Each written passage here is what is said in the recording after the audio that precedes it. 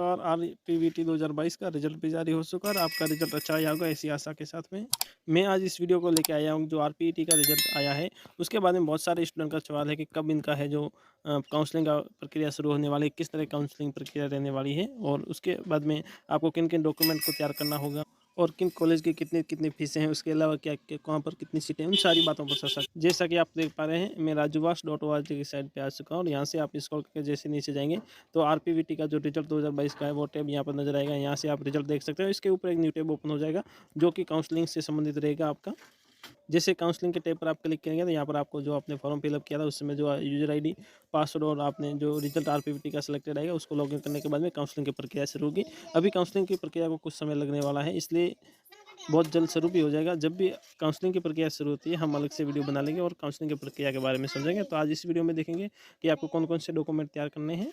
यहाँ पर अपन एज की बात करें तो आप देख सकते हैं एज आपकी कम से कम 17 साल होनी चाहिए और मैक्सिमम एज है जो 25 ईयर होनी चाहिए। उसके अलावा जो आप कह सकते हैं आरक्षित वर्ग की कैटेगरी उनको 5 वर्ष की एडिशनल है जो छूट दी गई है और आपके एज कैलकुलेशन है जो 31 दिसंबर 2022 से गिना जाएगा।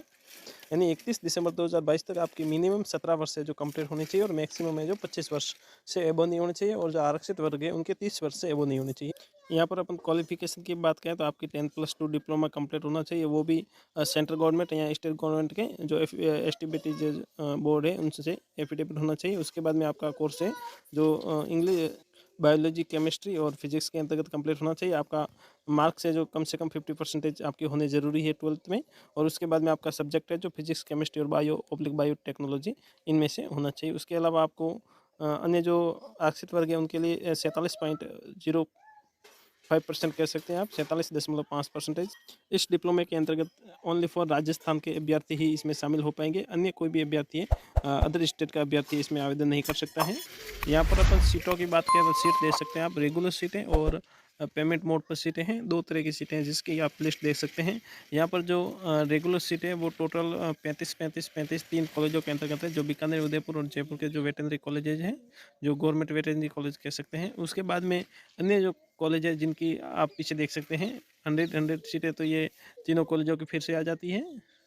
दोनों मिलाकर के जो 45 सीटें पेमेंट मोड पर है और एनआरई की सीटें हैं और 5% वीसीआई सीट अवेलेबल है। उसके बाद में यहाँ पर आप देख सकते हैं जो अपोलो कॉलेज जयपुर है, उसके बाद में अरावली कॉलेज सीकर है और एमजीएफ के पास सोमू जो जयपुर का कॉलेज है, उसके बाद में डूंगरपुर कॉलेज है और दोली टोंक कॉलेज है और भरतपुर कॉलेज है, करौली कॉलेज है। इन सारे कॉलेजों की यहाँ पर सीटें टोटल दी है। आप देख सकते हैं यहाँ पर टोटल सीटों का आवंटन।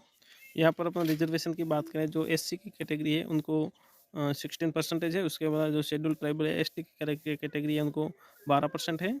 उसके अलावा जो ओबीसी है नॉन क्रिमिनल है उसका 21% है और एमबीसी कैटेगरी है उनका 5% है।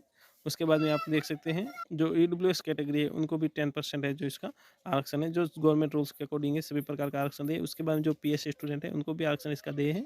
यहाँ पर अपन फीस की बात करें जो रेगुलर सीट है उनकी फीस है जो आप यहाँ पर देख सकते हैं। जनरल बॉयज़ के लिए 17,340 रुपये हैं जो पर ईयर है। 1 to 3rd प्रोफेशनल के लिए और 4th प्रोफेशनल है उसके लिए 34,680 रुपये हैं। इन 2 इंस्टॉलमेंट में आप दे सकते हैं इसको।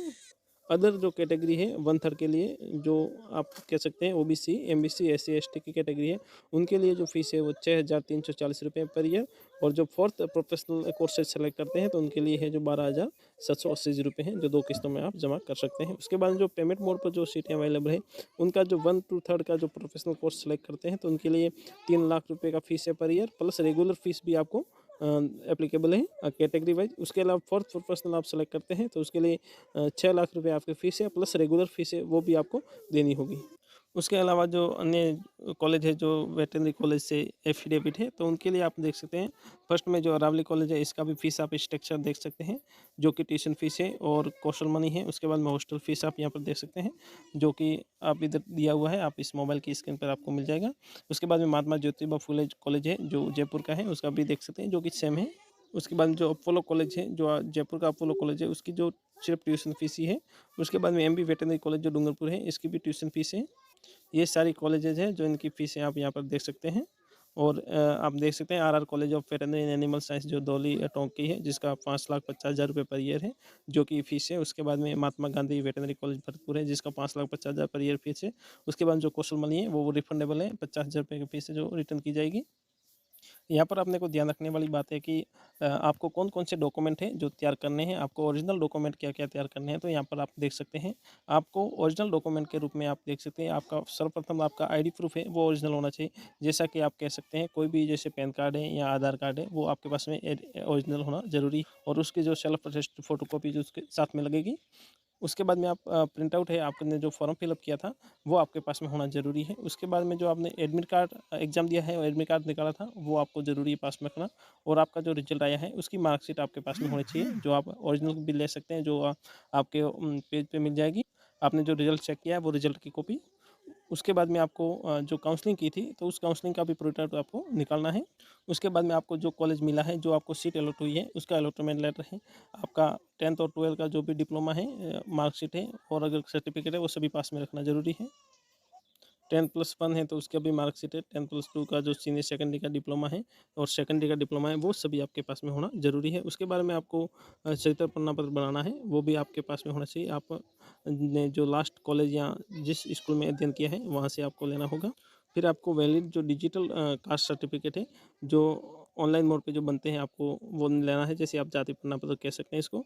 उसके बाद में आपको पेरेंट का इनकम सर्टिफिकेट है वो भी आपको बनाना है। आप तहसीलदार यानी जो रिकॉग्नाइज है अथॉरिटी उनसे बनाना है, जो आय प्रमाण पत्र आप कह सकते हैं। उसके बाद में आपको पास में जो मूल निवास है वो राजस्थान के स्टूडेंट हैं उनके लिए मूल निवास ज़रूरी है, उनको मूल निवास यहाँ से बनाना है, जो कि डिजिटल होना चाहिए, यानी कि नवीन जो बनते हैं ई-मित्र के माध्यम से वो आपको बनाने हैं। अगर आपने लास्ट जहाँ से अध्ययन किया है या आप स्कूल से अध्ययन किया है या किसी भी कॉलेज से किया है तो वो अध्ययनरत प्रमाण पत्र वहाँ से निकाल सकते हैं। उसके बाद में आपको माइग्रेशन आपको लेना है, जो लास्ट ईयर आपने जो भी 12th किया है या ग्रेजुएशन किया है तो।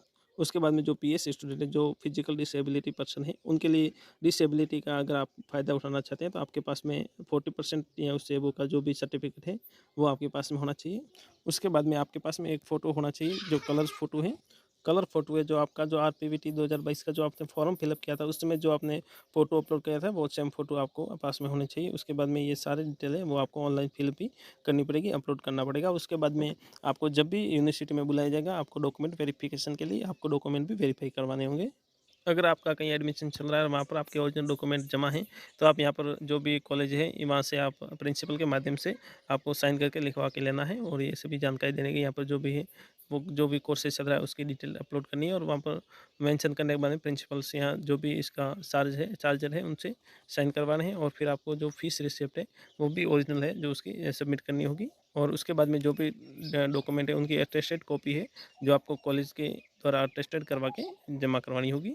आज अपने बात की फ़ीस, फॉर्म इंस्ट्रक्शन किस तरह आपको फॉर्म जो काउंसलिंग का है वो फिलअप करना है, उसके बाद में आपको किस तरह डॉक्यूमेंट तैयार करने हैं, कौन-कौन से डॉक्यूमेंट तैयार करने हैं, कितनी फ़ीस है, कहाँ पर कितनी सीटें हैं, उन सारी बातों पे चर्चा की है। और अगला जैसे ही अपने काउंसलिंग की प्रक्रिया शुरू होती है हम आपको वीडियो भेज देंगे, जिससे आपको काउंसलिंग करवाने में आपके लिए हेल्पफुल रहने वाली है। ऐसे ही वीडियो पाने के लिए हमारे यूट्यूब चैनल को सब्सक्राइब करें। Thank you.